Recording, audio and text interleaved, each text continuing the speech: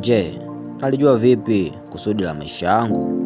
Moja kati ya vitu ambavyo vimekuwa vikiwaumiza vichwa watu wengi ni namna ya kulijua kusudi la Mungu katika maisha yao.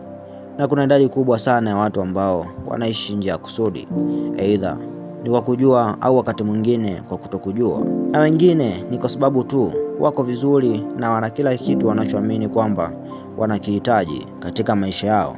Yawezekana ni kazi nzuri ambayo inawaingizia kiasi kikubwa cha pesa, lakini inawezekana fika wakawa wanaishi nje ya kusudi.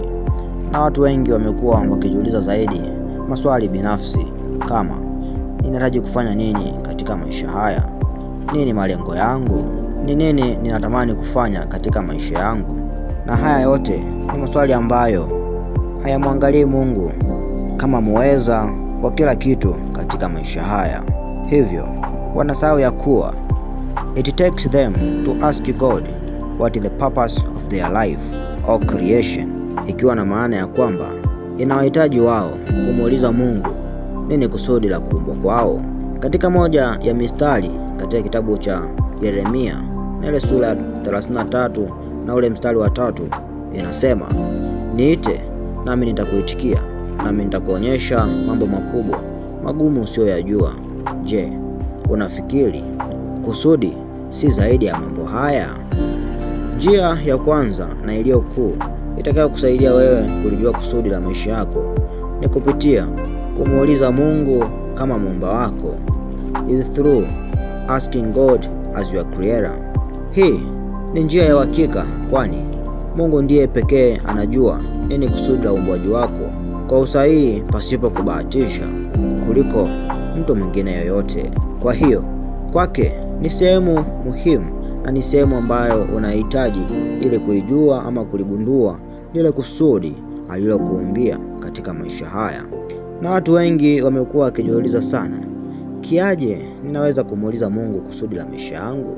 Na moja ya njia ya uhakika ni kupitia maombi, kwani katika maombi tunawasilisha haja na hoja zetu zenye nguvu kwa Mungu. Hivyo ni kupitia maombi unaweza muuliza Mungu, nini kusudi la maisha yangu? Kwa nini Mungu uliniumba? Ni kwa nini Mungu umenileta duniani katika kizazi hiki? Na Mungu ana njia nyingi sana ambazo anaweza kukujibu kupitia hizo. Chukua uthubutu na hatua ya kwanza kabisa kumuuliza kupitia maombi. Kwa uaminifu na ukamilifu muulize Mungu, naye atakujibu kwa wakati ni nini kusudi la maisha yako.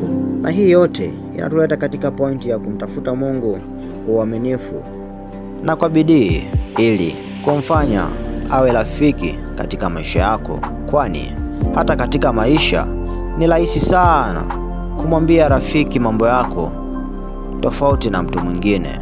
Hivyo jenga urafiki na Mungu, naye hatoshindwa kukufunulia yale mambo unayopaswa kuyajua, ikiwemo na kusudi lako.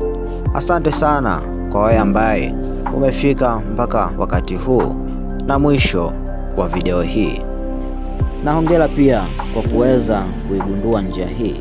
Mungu akupe wepesi na uthubutu katika kuanza kuchukua hatua ya kwanza kulitafuta kusudi la kuumbwa kwako. Mungu akubariki na uwe na wakati mwema. Usisahau, kitu kizuri kula na mwenzio, ni wahenga walisema. Mwalike mwenzio ule wakati utakapopata nafasi. Asante.